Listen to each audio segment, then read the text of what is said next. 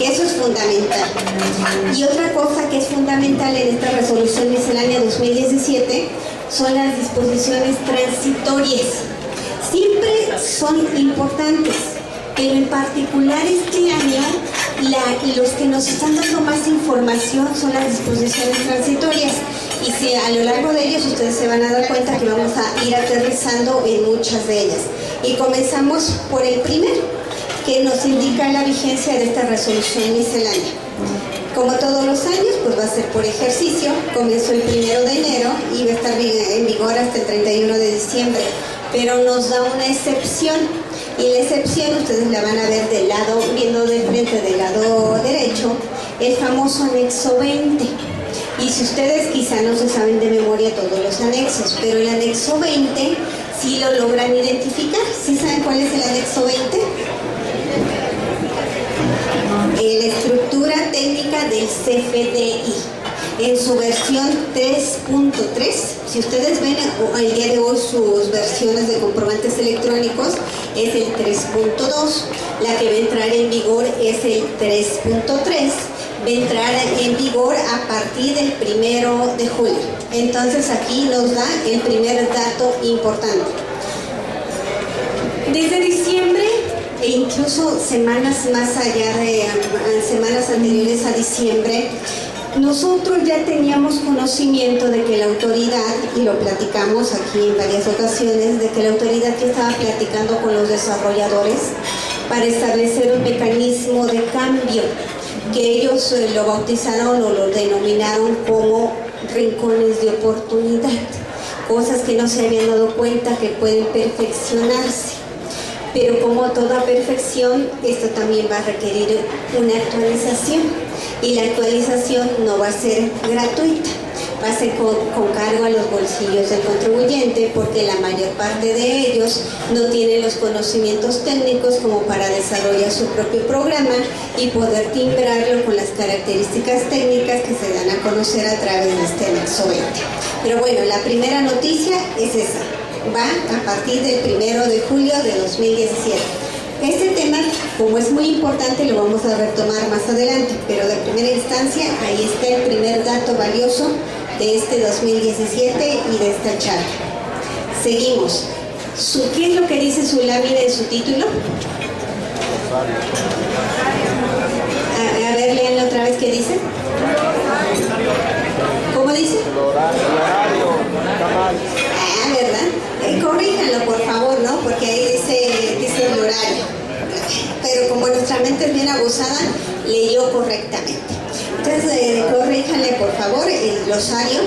Cuando va comenzando la resolución miscelánea, nos da un listado de 61 abreviaturas, y por lo cual se hace necesario conocer qué significa cada una de ellas. Nada más 61. No vamos a analizar las 61, únicamente aterricé, lo puse ahí como ejemplo. Estoy viendo que mi pantallita no me responde a las indicaciones. Quizá voy a querer el apuntador, Charlie, por favor, para irles anotando, para irles señalando en pantalla algunas cosas que quiero que enfoquen. No anoté las 61, las primeras nada más las puse de ejemplo, pero quiero aterrizar en el número 27 y en el número 61. ¿Por qué? Desde el año pasado, si ustedes se dan cuenta, se hizo necesario reformar la resolución miscelánea, porque antes a la firma electrónica, ¿cómo la conocíamos? De primera instancia, la fea, que sonaba de más feo, ¿no? Después, la fiel. Después salió la e-firma, y además, para terminarnos de confundir, pusieron un apartado especial que se llamaba e-firma portada. Y entonces los contribuyentes decían, bueno, no, nada más de acá. Sí, gracias. Aquí está la e-firma. Entonces los contribuyentes decían, bueno, existe la firma electrónica, existe la fiel y existe la e-firma. Y la autoridad se vio en la necesidad de publicar en su portal la aclaración de que no eran cosas diferentes, que eran lo mismo. Y entonces, como son lo mismo, entonces vamos a quitar y vamos a aclarar en resolución miscelánea. Y desde el 6 de mayo se quitó la fiel, o sea, ya no se llama fiel, ahora se lo conocemos como firma electrónica o e-firma, y es la forma en cómo identificamos al término firma electrónica a que hace referencia el Código Fiscal de la Federación. Entonces, para cuestiones prácticas, el día de hoy es firma electrónica o e-firma. Siguiente dato importante, que es el 61, la UMA. UMA. Si lo repiten hasta parece un mantra, ¿no? UMA. Como término africano. UMA. No. Pues resulta que la UMA es la unidad de medida y actualización. ¿Qué es esta famosa unidad de medida que quizás no se le dio la importancia debida el año pasado? Porque no tuvo ningún efecto importante el año pasado. El efecto lo va a tener a partir de este 2017. Y para que vean su trascendencia, la UMA vino a sustituir al salario mínimo. Desapareció el término, la referencia al salario mínimo, el mismo 6 de mayo, y se incorporó la UMA. Vamos a ver de manera muy general qué es la UMA, insisto, por su importancia que va a cobrar o que está cobrando el día de hoy. La unidad de medida y actualización, ¿cuándo nace? El año pasado, ya casi hace un año, el 27 de enero se dio a conocer un decreto, que su nombre es mucho más largo de lo que yo puse en pantalla, pero para efectos prácticos pues le puse el título, decreto en materia de desindexación del salario mínimo. ¿Qué quiere decir esto? Que muchas deudas, muchas situaciones, muchas obligaciones se pactaban en veces el salario mínimo. Y por alguna situación en especial se decidió que eso ya no era correcto. ¿Por qué? Vamos a verlo un poquito más adelante. Y fue tan importante esta situación, este decreto, que se reformó nuestra Carta Magna, que es la Constitución Política de los Estados Unidos Mexicanos, en su artículo 26, en sus párrafos 6º y 7º se adicionaron. ¿Y qué es lo que nos dice la UMA? Bueno, en esta reforma, en esta adición, primero, se faculta al INEGI para que él dé a conocer la UMA y además la vaya actualizando. 2. Se establece que la UMA servirá como unidad de cuenta, índice, base, medida, referencia, para determinar la cuantía del pago de obligaciones y los supuestos previstos en las leyes federales, entidades federativas y Distrito Federal. Ahí todavía era Distrito Federal, hoy ya es Ciudad de México, porque 2 días después de este decreto, el 29 de enero, se dio a conocer el decreto porque se reformaba y se cambiaba del nombre del DF a Ciudad de México. Y entonces, de todas las disposiciones, en pocas palabras, ya no tenían que hacer referencia al salario mínimo, sino a otro parámetro que se bautizó y se llama hoy en día la UMA, Unidad de Medida y Actualización. Para efectos prácticos, no quiere decir que esto sea bueno o sea malo, simplemente que ya no lo estoy relacionando con el salario mínimo, pero estoy inventando un nuevo parámetro, que es la UMA.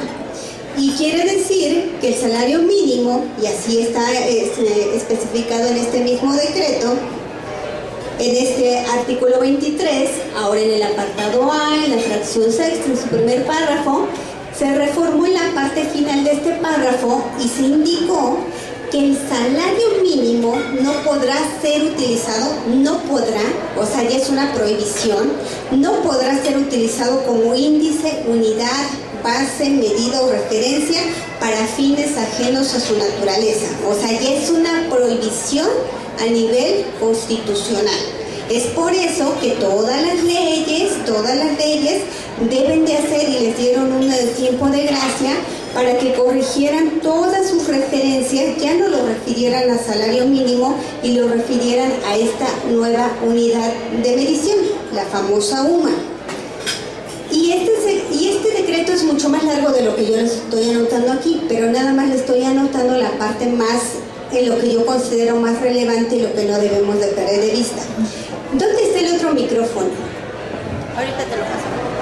Charlie, tú dáselo a quien quieras, dale el micrófono a quien tú quieras.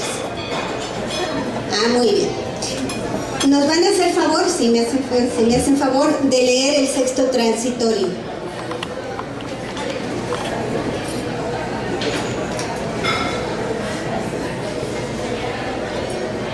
créditos vigentes a la entrada en vigor del presente decreto, cuyos montos se actualicen con base al salario mínimo y que hayan sido otorgados por el instituto del Fondo Nacional de la Vivienda para los Trabajadores, el Fondo de la Vivienda al Instituto de Seguridad y Servicios Sociales de los Trabajadores del Estado u otras instituciones del Estado dedicadas al otorgamiento de crédito para la vivienda. Continuarán actualizándose bajo los términos y condiciones que hayan sido estipulados. Esto es bien importante porque los trabajadores, muchas gracias, porque los trabajadores, ¿cómo va a quedar mi situación? Si a mí me otorgaron un crédito, tanto del Infonavit como del FOVISSSTE, tomando como referencia los salarios mínimos. Aquí nos hace la precisión de que ellos van a conservar la naturaleza que les dio origen. No obstante, les digo que ya no se lo puse, pero el decreto abarca más, que no obstante, cuando el salario mínimo vaya más allá, cuando, en pocas palabras, para ponerlos en términos simples, va a actualizarse el que sea menor, el salario mínimo o la UMA, pero únicamente los créditos que ya estaban contratados al momento de la promulgación de este decreto. Los nuevos créditos ya no van a poderse estipular en veces el salario mínimo, ya van a tomar como medida de referencia la UMA. Los anteriores deben de observar lo que dice este sexto transitorio. Así que si ustedes tienen alguna duda con un crédito en específico, remítanse a este sexto transitorio. Seguimos. Después de que se dio a conocer el decreto para reformar el nombre del DF para la institución de la UMA, todavía entró a las cámaras un proyecto para determinar cuánto iba a valer esa UMA. O sea, ya se había dicho que ya era un valor de referencia, ya se había instituido, ya se había cambiado la constitución política, pues ahora pues vamos a definir cuál es el valor de la UMA. Y hubo una publicación en la cual se decretó que el valor de la UMA en aquel entonces equivalía al salario mínimo de aquel entonces, que era 73.04. Pero además del valor de la UMA era necesario otra ley, otro decreto para determinar cómo se actualizaría esa UMA. Entonces, si ustedes se dan cuenta, por decretos no paramos. Hay muchos decretos, hay muchas publicaciones. Y se me viene a la mente, cuando estaba haciendo este recuento de todas estas publicaciones, una frase de un escritor romano, gobernador y senador también, que dice, se llama Tácito, este personaje, que dice que entre más corrupto es el Estado, más leyes tiene. Lo dijo en el año 120, el 120 de nuestra era. Después de 2000 años, ustedes díganme si esa frase sigue siendo vigente. Entre más corrupto es un Estado, más leyes tiene. Porque si todo el mundo hiciéramos lo que debemos de hacer, no existirían las leyes, no tendrían por qué regularnos tanto. Pero bueno, este ya es el tercer decreto, el decreto para saber cómo se va a actualizar la UMA. Y en la exposición de motivos nos decía que al prohibirse, aquí confirman lo que comentamos en la lámina previa, está prohibido referirse al salario mínimo para establecer obligaciones. Al prohibirse en la Constitución utilizarse el salario mínimo como índice y todo lo que ya comentamos, pues resulta necesario contar con otra unidad, la UMA, la de indexación, que lo sustituya. Entonces simplemente estamos descolgándolo de este gancho y lo vamos a colgar en este otro gancho, ¿no? Lo anterior no significa que el salario mínimo no pueda seguir siendo empleado como índice, unidad, base, medida, referencia para los fines propios de su naturaleza, como ocurre en las disposiciones relativas al de seguridad social y de establecimiento de pensiones, en donde se establece un límite máximo del salario base de cotización. Y nos pone como ejemplo el artículo 28, y yo se los puse ahí el texto del artículo 28. Esto quiere decir que cuando sea en función de su propia naturaleza, es decir, de salario, en este caso para efecto de cotización ante el IMSS, estamos hablando de lo mismo, salario, pero salario para efecto de cotización, ahí sí se puede seguir conservando de que hagamos referencia al salario mínimo en lugar de la UMA. Resumiendo, para efecto del límite mínimo y límite máximo de cotización al Seguro Social, no se considera la UMA, se va a seguir considerando el salario mínimo. Y si ustedes tienen los casos, seguramente todos ustedes están en el tope de los 25 salarios mínimos, entonces ahí ustedes lo van a tener que actualizar en función del salario mínimo. No se vayan a confundir y no lo vayan a actualizar en función de la UMA.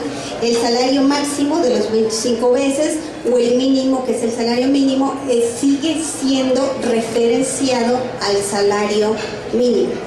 Entonces, ¿para qué se utiliza la UMA? En la vida práctica, el día de hoy. Se va a utilizar, el INEGI lo va a publicar el valor de la UMA actualizado los primeros 10 días de cada mes y va a entrar en vigor a partir del 1 de febrero. En este orden de ideas, todos aquellos que tengan créditos del Infonavit y ustedes como empleadores les hagan retención para la amortización de su crédito, ese sí se va a actualizar en función de las UMAs. Y viéndolo en términos prácticos, ¿resultó bueno o resultó malo para los trabajadores en este año? El salario mínimo en términos reales, seguramente ustedes ya sacaron las cuentas, en términos reales incrementó un 9.5%. Sin embargo, este incremento no es totalmente el oficial, el incremento oficial fue del 3.9%. ¿Por qué? Porque la Comisión de Salarios Mínimos por primera vez consideró que el salario mínimo ya no era representativo. Entonces, imagínense, se dieron cuenta que el salario mínimo ya estaba muy devaluado. Entonces hicieron una actualización previa para recuperar su poder adquisitivo de 4 pesos. Entonces, de esos 4 pesos más sumados al salario vigente del año pasado, dio una nueva base a la cual se le aplicó el 3.9 y por eso llegamos al salario mínimo del día de hoy. En términos oficiales tenemos un incremento del 3.9. En términos reales tenemos un incremento del 9.5. El valor de la UMA, ¿cómo se actualiza? De acuerdo al decreto que se publicó en el mes de diciembre del año pasado, dice que la UMA se va a estar actualizando y nosotros sabemos hacerlo esto perfectamente bien con base en los factores, el índice nacional de precios al consumidor de diciembre a diciembre. Y dicen que la inflación fue de 3.3%. Si ustedes están de acuerdo con esa inflación del año pasado, entonces significa que el 3.3, o sea, la UMA subió en menor medida que el salario mínimo este año por primera vez, pero como están las situaciones, se espera que la inflación real, no la oficial, mínimo en enero, sea del 5%. Este año, de lo que vamos, así como van las cosas, de un 5%. Micrófono para acá, por favor. Entonces, sabe Dios, o sea, esto va a ir, no es que sea bueno o sea malo para los trabajadores, todo es circunstancial, todo depende de cómo se mueva más el salario, la inflación. Lo que quisieron es que no fuera, que el salario no estuviera o no generara inflación, o que no todo se moviera en función de la inflación. Pero para términos reales yo simplemente siento que fue un acto burocrático. Simplemente lo desindexo de acá, pero lo pongo de este lado.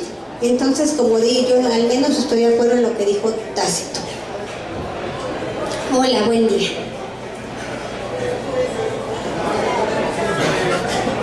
Creo que no está prendido, ¿verdad? Sí, buenos días.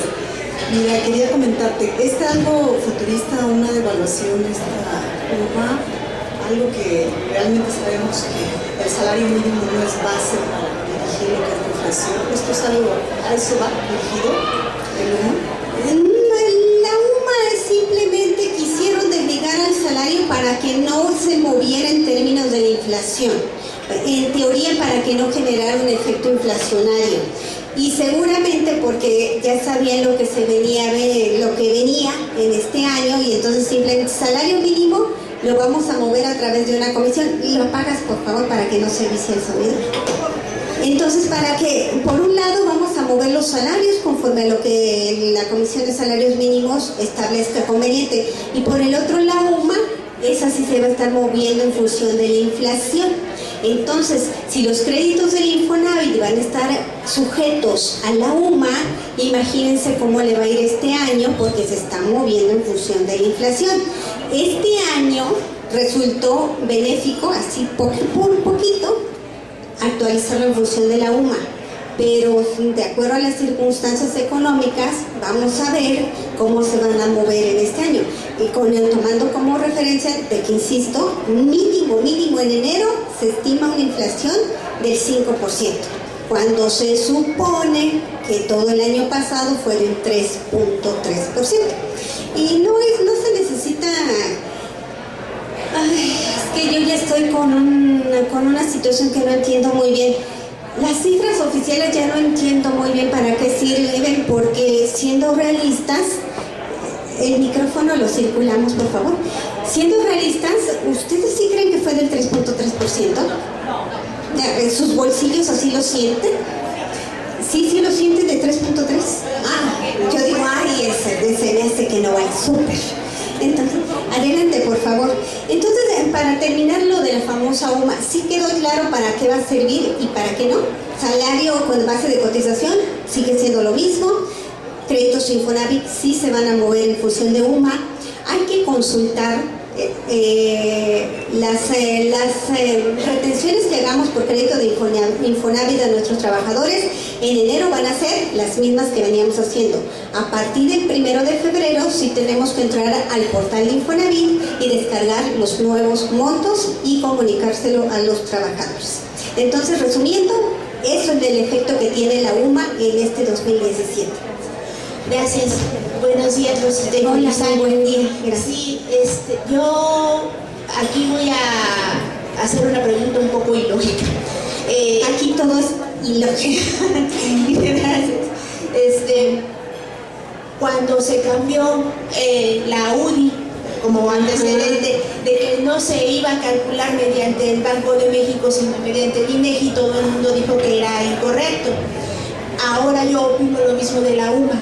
¿No te parece que no debería de ser calculada por el INEGI, sino por el Banco de México? Pues a mí me parecen incorrectas muchas cosas. Y sí, tiene lógica, pero finalmente es lo que está publicado el día de hoy.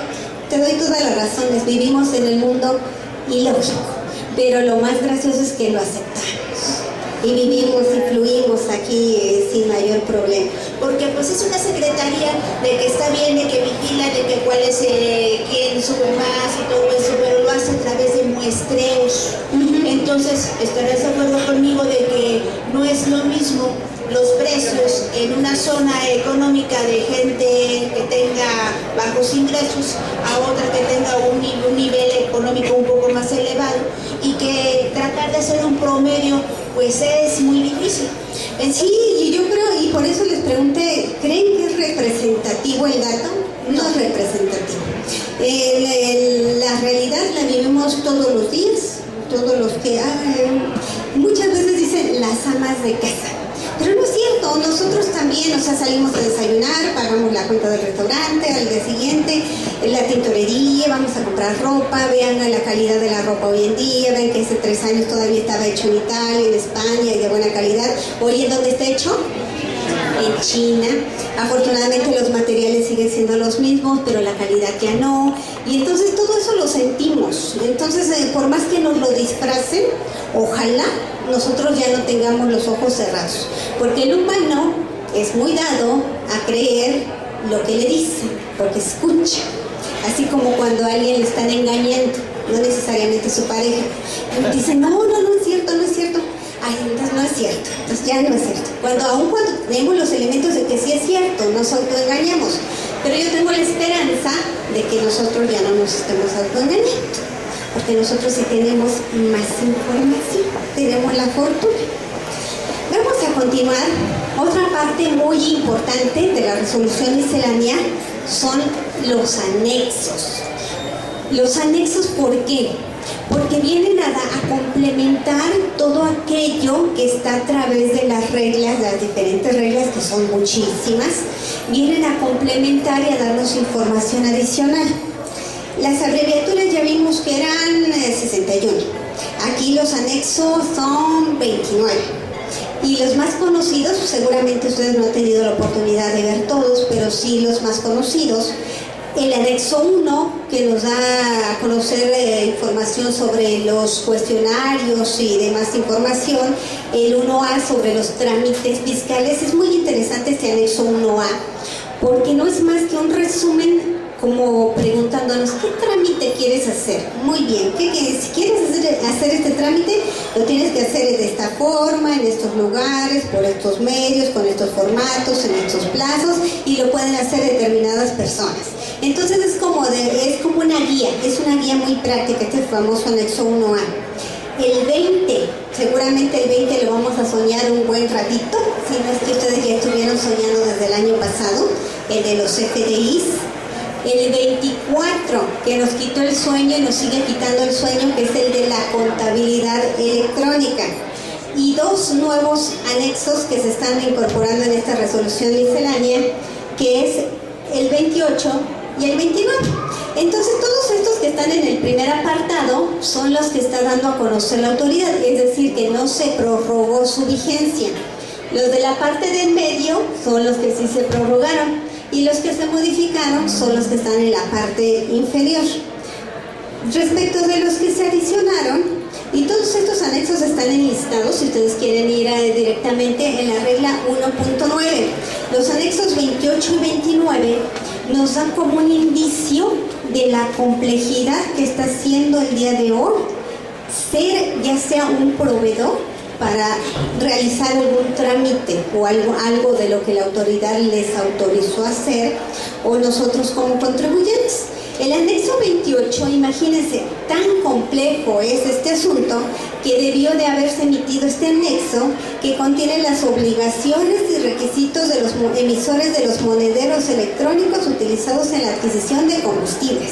O sea, son tantas las obligaciones y son tantos los requisitos que ya mejor lo pusieron en un anexo para hacerlo más sencillo. Y el anexo 29, es tan complejo el asunto de los FDIs que ya establecieron todas las conductas que se configuran como incumplimiento de las especificaciones tecnológicas. Entonces son dos anexos nuevos, insisto, pueden ser un indicativo de lo que estamos viviendo el día de hoy en cuanto a complejidad.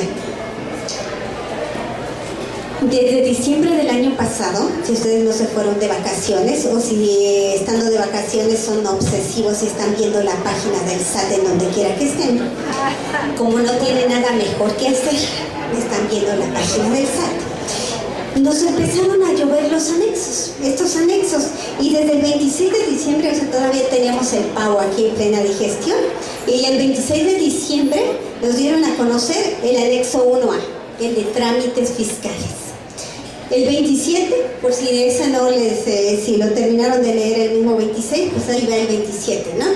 El de las formas oficiales, formatos y catálogos. También el mismo 27, dos anexos bien interesantes también son el 7 y el 3. Uno contiene los criterios normativos y otro tiene los criterios no vinculativos. A grandes rasgos, para que ustedes se den la idea, porque cada uno de ellos incluso podría dar pie a que nos sentáramos a platicar de cada uno de estos anexos. ¿Por qué? El anexo 7, que es el de criterios normativos, la autoridad está facultada por el Código Fiscal de la Federación en su artículo 35 para que nos dé a conocer a los contribuyentes sus criterios respecto de la aplicación de las leyes fiscales. Y este anexo 7 es la compilación de todos esos famosos criterios. ¿Cuál es la diferencia con respecto del anexo 3, que son los criterios no vinculativos? Los criterios no vinculativos es simplemente una opinión respecto de las conductas o respecto de la posición o respecto de lo que el contribuyente está haciendo en su vida diaria. y tiene como principal objetivo el desincentivar algunas conductas que las considera irregulares. Por ejemplo, aquí dentro de los criterios no vinculativos, recuerden que desde hace algunos meses, si no es que ya tiene el año, que la autoridad se pronunció en el sentido de los FDIs, que resulta una conducta inapropiada que los proveedores de bienes y servicios, en lugar de entregarnos el documento electrónico, nos remitan a una página para que uno mismo haga su comprobante. Entonces la conducta del contribuyente le está analizando la autoridad y le está dando a conocer a través de un criterio no vinculativo que no es una práctica correcta lo que está haciendo. No quiere decir que nosotros obligatoriamente tengamos que acatar lo que dicen, pero es casi como decir, si yo me encuentro contigo y tú estás haciendo esta situación y estás haciéndolo de esta manera, lo más seguro es que yo te sancione por esto y por esto. Entonces esa es la gran diferencia entre uno y otro. El criterio normativo sí es de aplicación obligatoria, no establece nuevas obligaciones, pero sí es de aplicación obligatoria porque nos da a conocer la posición de la autoridad para la aplicación de las leyes fiscales. Los criterios no vinculativos, yo lo tomo como una señal de alerta. ¿Estás haciendo esto? Esta es mi posición. Y nosotros nos ponemos alertas o lo seguimos haciendo bajo ese entendido. Y entonces son dos anexos muy interesantes que también vale la pena analizar en su momento. Y después el anexo 5 de las cantidades actualizadas también es uno que consultamos con frecuencia. El catálogo de claves, esto casi no es utilizado. El anexo 8 es otro muy socorrido, que es el que contiene las tablas y tarifas para 2017 y se publicó ya previo a la Rosca de Reyes, el 5 de enero nos lo estaban dando a conocer. El 24, lo que tanto ha causado revuelo del famoso consorcio que está internacional al cual nos están remitiendo para la contabilidad electrónica, el anexo 28. 28 y 29 los acabamos de ver, el 14 que contiene las donatorias autorizadas y el 10 de enero, ese es uno de las más interesantes publicaciones, es el que contiene la nueva versión de los CFDs. Y después de que terminé de hacer esta lámina, todavía el 16 se publicó otro. Entonces, y así se van a seguir publicando. Se publicó todo el cuestionario instructivo para la presentación de dictámenes. Y vamos a seguir, este historial puede seguirse añadiendo conforme los días vayan transcurriendo. Pasamos, ya que comentamos en láminas anteriores el decreto por el cual se cambió el nombre del Distrito Federal a la Ciudad de México, pues de una vez vámonos a la regla 1.10 de la resolución miscelánea, que nos remite, aquí les pongo en la primera parte todas las disposiciones a las cuales nos remite la regla, y en la parte final ya la parte medular. ¿Qué es lo que nos dice esta regla? Que todas aquellas promociones que presentemos o si en nuestros comprobantes fiscales todavía en el domicilio o en el lugar de expedición estamos anotando DF, todavía lo podemos hacer sin que esto se considere que estamos violando las disposiciones fiscales y en consecuencia que estamos cometiendo una infracción. Sin embargo, esto está por terminar, porque si se dan cuenta, ¿cuándo termina el plazo? 31 de enero. Y como les comenté en un principio, la intención de esta charla es ver todos esos plazos que están por vencerse para que no vayamos a incurrir en alguna situación que pudiera representar alguna multa para nosotros. Entonces, este margen que nos dieron para actualizar, para acostumbrarnos, porque todavía nosotros nos seguimos llamando defenios en el DF, ahora decimos pues, que vivimos en la Ciudad de México, y entonces para que nos terminemos de acostumbrar ya se nos están agotando los días. Ya tenemos pocos días porque termina esto el 31 de enero para efectos fiscales. En la contabilidad. Ahora pasamos al tema de la contabilidad y otra vez, si se dan cuenta, en donde estamos en un transitorio. Otra vez la relevancia que les comenté de origen de leer los transitorios.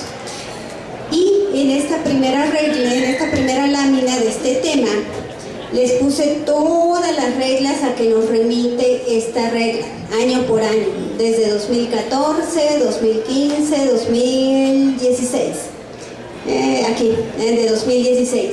Y nos hace referencia a todas las publicaciones en el diario oficial y a todas sus modificaciones de la resolución miscelánea. Si hacemos un poquito de memoria, ¿cuándo se reformó el Código Fiscal de la Federación en su artículo 28? Cuando nos dijeron que la contabilidad debiera de ser electrónica y que además debíamos enviársela a la autoridad. ¿En qué año recuerdan? 2014. ¿Cuándo comenzamos con la obligación real de enviarla por primera vez?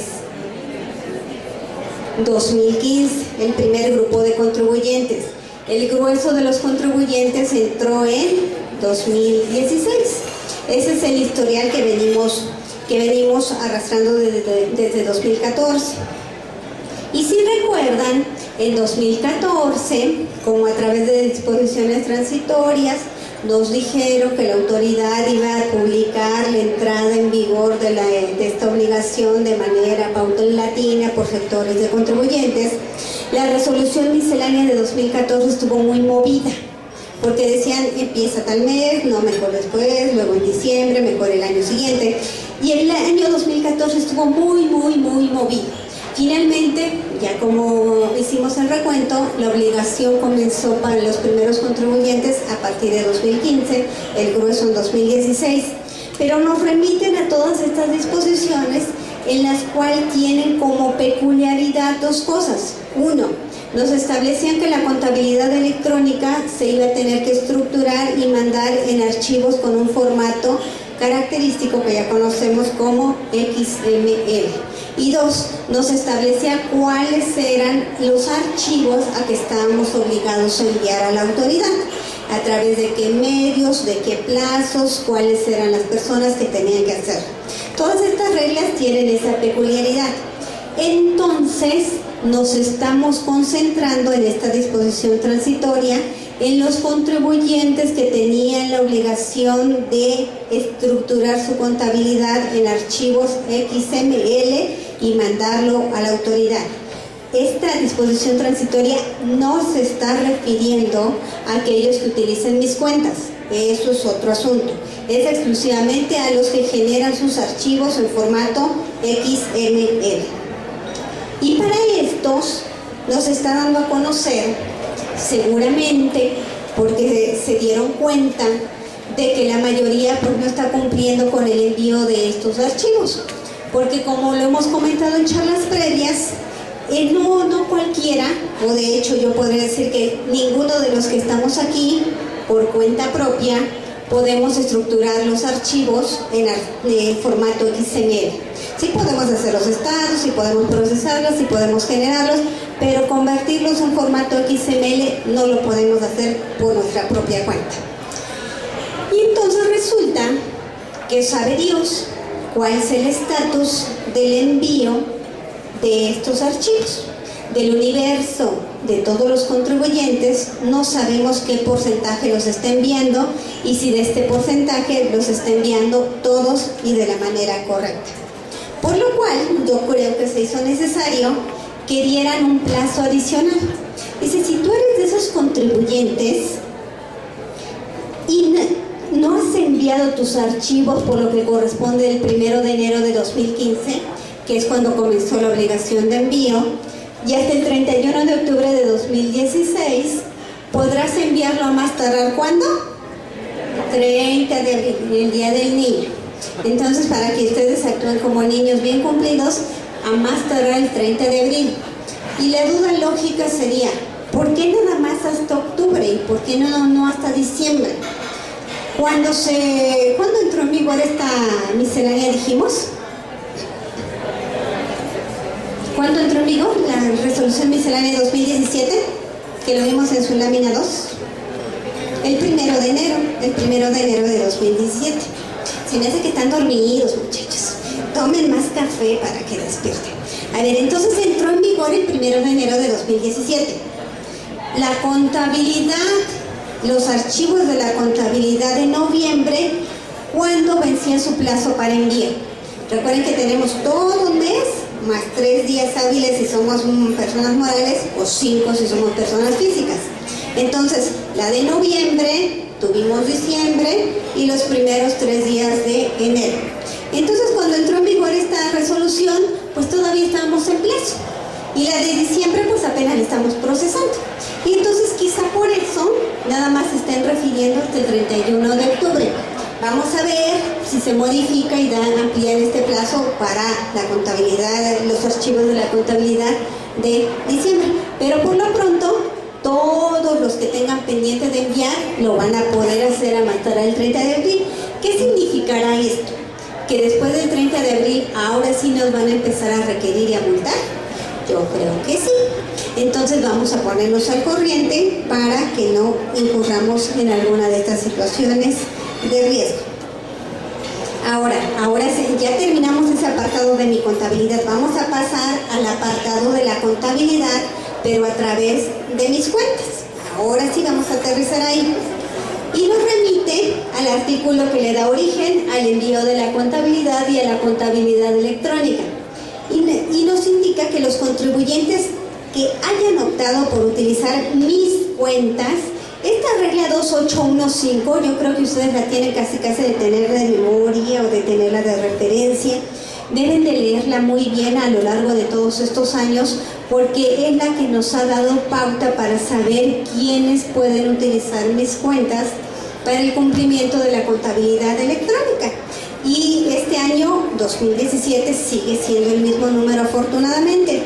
La parte azul, la que ustedes ven en azul, en su material no se ve en azul, pero ustedes pónganle ahí alguna marca, esa se incorporó. Eso es lo que se reformó de esta regla, y que lo único que está haciendo es incorporar a aquellas personas del sector primario para que también puedan utilizar mis cuentas para el cumplimiento de la obligación de la contabilidad.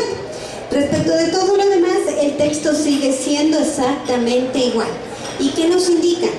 Tu contribuyente, persona física, crees estar en posibilidad de cumplir con la obligación de contabilidad a través de mis cuentas, pues envíame un caso de aclaración a través del portal del SAT. Esto ya lo hicimos el año pasado, muchas personas. De primera instancia se nos había dicho, manda tu aviso a más tardar el 30 de abril. A través de la tercera resolución nos dijeron, bueno, te doy chance para que lo mandes a más tardar el 31 de diciembre. Pero como este ya es otro año, la regla nos sigue indicando más o menos lo mismo. Nos indica, esto también se incorporó en el transcurso del año pasado, que si soy un contribuyente de más de 4 millones de pesos, definitivamente no puedo utilizar mis cuentas para llevar mi contabilidad.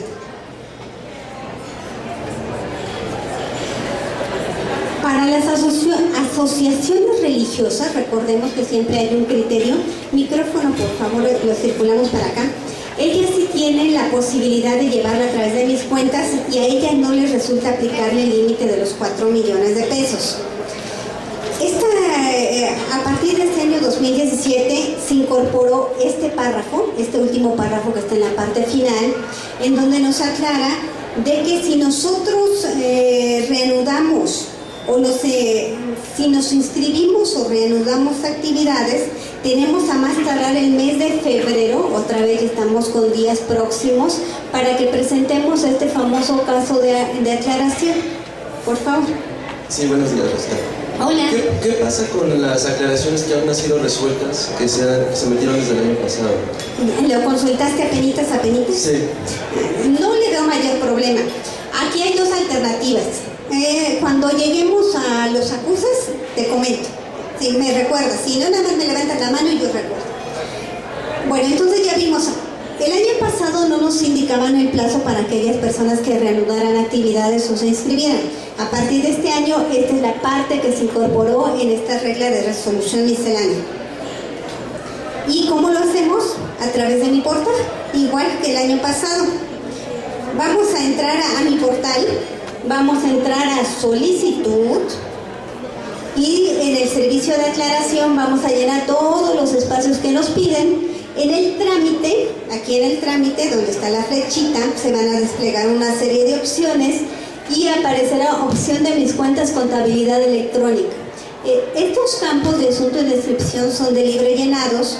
Si ustedes tienen el material del año pasado sería exactamente lo mismo, si no ustedes de su inspiración propia pueden crear el texto que consideren conveniente. En el asunto, aviso para llevar contabilidad a través de mis cuentos, en la descripción ahí ya pueden ser más amplios y poner el fundamento, así que ustedes siéntanse libres para dejar fluir al creador que traen dentro de ustedes. Ahora bien, ¿qué obtenemos una vez que presentamos este famoso movimiento? Tenemos un acuse más o menos en estos términos, y ahí viene la descripción ahí de este contribuyente que enviamos. Este se mandó el año pasado, el 9 de marzo de 2016, y durante todo